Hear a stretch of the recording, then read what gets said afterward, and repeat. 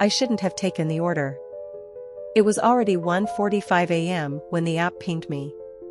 A single cheeseburger and fries, delivery address, Wickridge Manor. If you've ever lived in this town, you know the stories about how the whole Wickridge family vanished overnight and about the lights that still flicker in the windows. I didn't believe any of it. I mean, I'm a delivery guy. Ghosts don't pay tips. The ride out there was quiet, too quiet. The deeper I got into the woods, the heavier the air felt, like I was pedaling through molasses. When I reached the manor, I almost turned back. The place looked like it had been abandoned for decades, cracked windows, ivy strangling the walls, and a crooked porch that seemed one gust of wind away from collapse. But the porch light was on, dim and flickering, so I figured someone had to be home. Quick in and out, I muttered, grabbing the bag and heading up the creaking steps. I knocked.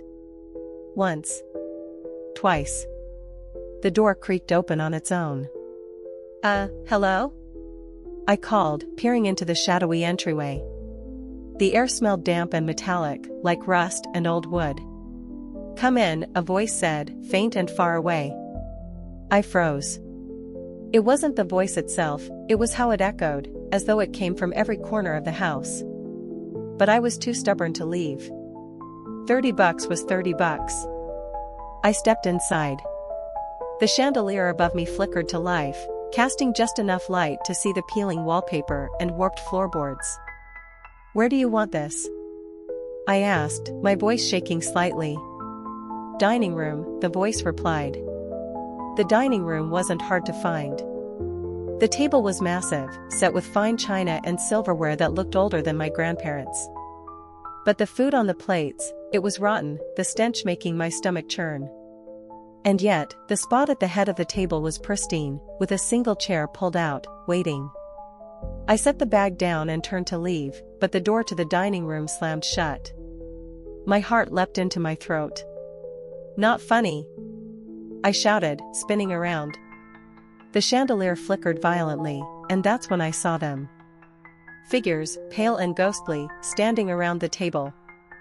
Their eyes were sunken, their clothes tattered. One of them, a woman with a twisted grin, stepped forward. You brought us a meal, she said, her voice raspy. But what about yours? I backed up, tripping over the carpet. The figures moved closer, their hollow eyes fixed on me. Then I heard it, the faint sound of footsteps, my footsteps, echoing back to me from the hall. I didn't think. I just ran. The hallway seemed longer than before, stretching endlessly as the whispers began. Stay. Join us. You belong here. I reached the front door and yanked it open, not daring to look back.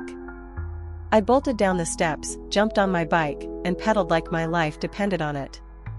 And maybe it did. When I reached the edge of the woods, I dared to glance over my shoulder. The house was dark, the porch light extinguished.